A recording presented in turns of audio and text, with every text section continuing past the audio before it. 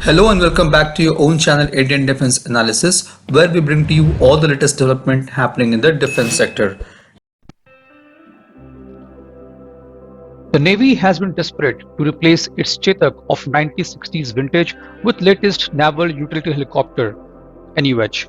The NUH are to be utilized for multiple roles including search and rescue, casualty evacuation, and low-intensity maritime operations beside torpedo drops. In the year 2017, the Indian Navy had issued an RFI to buy 111 naval utility helicopters under the strategic partnership model. Under this model, an Indian private company is to tie up with a foreign strategic partner for technology and manufacturing capability and bid for the contract. Important to note here is that HAL was not allowed to participate in the bid as it is a private sector company. The Indian Navy remained firm against the inclusion of HAL in the deal for naval utility helicopter, asserting that company's product does not meet the force's requirement. Now, this might sound a little surprising. How come HAL, which has experience in producing and developing Chetak, Cheetah, LH Dhruv, LH Rudra, LCH, LUH, does not meet NUH requirement? First issue was the folding blades of ALH. Navy has specified the requirement of 3.5 meter folded blades right from the beginning. Even concession was given to HL to achieve 5.4 meter folded width to begin with instead of 3.5 meter, which they failed to achieve initially.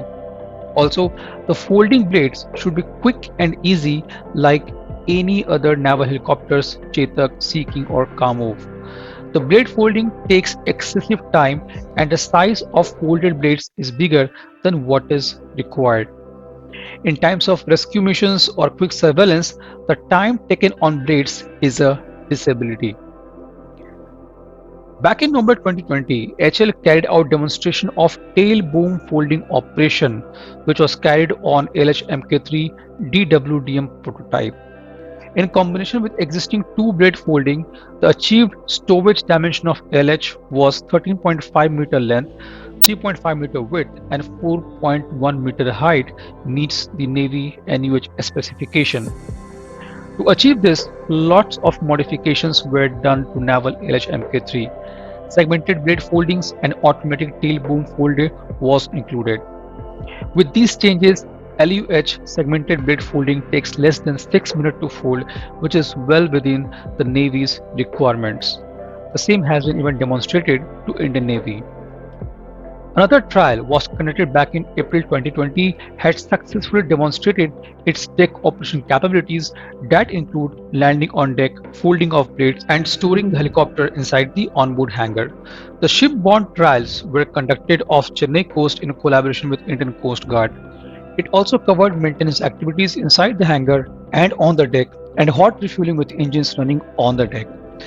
These trials proved the capabilities of LH Group to carry out extended operations from ships.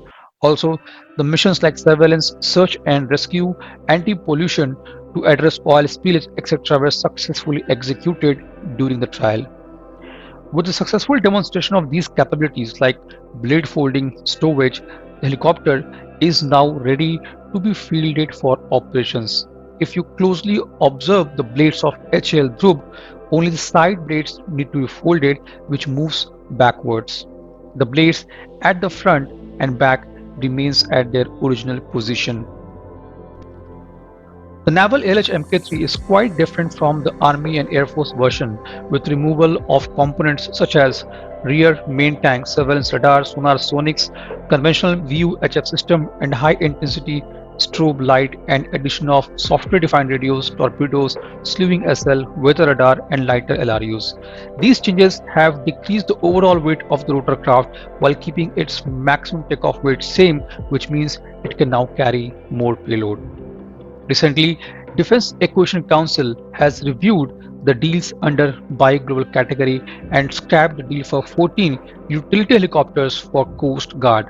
The preference will be now given to indigenous platform, which is Dhruv. The recent move of Ministry of Defense may bring ALH through Mk3 as a front runner for Navy's requirement of 111 naval utility helicopter, and we don't see any reason why it should not. Although NUH requirement is under strategic partnership model and does not come under buy global category, the involvement of a foreign OEM is absolutely unnecessary when there is an indigenous capability in form of ALH Mk3.